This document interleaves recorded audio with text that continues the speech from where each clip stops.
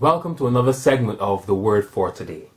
And the word for today is food.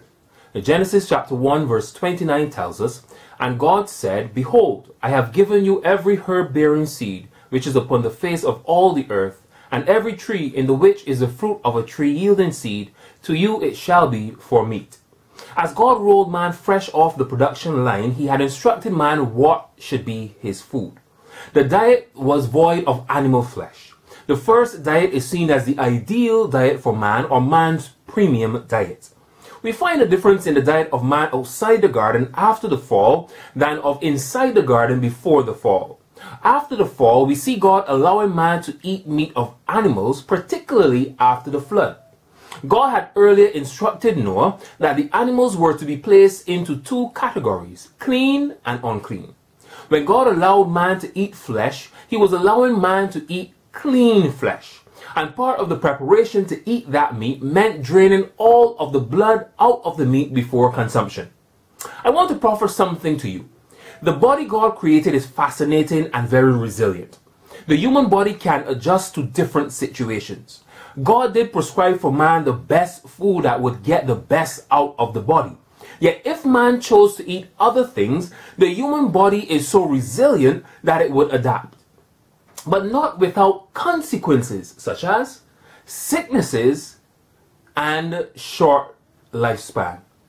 Man was living beyond 400 years, but today we find 100 as unusual and it is celebrated.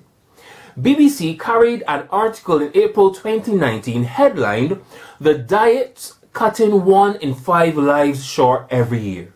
The food we eat is putting 11 million of us into an early grave each year. An influential study shows. The analysis in The Lancet found that our daily diet is a bigger killer than smoking and is now involved in 1 in 5 deaths around the world.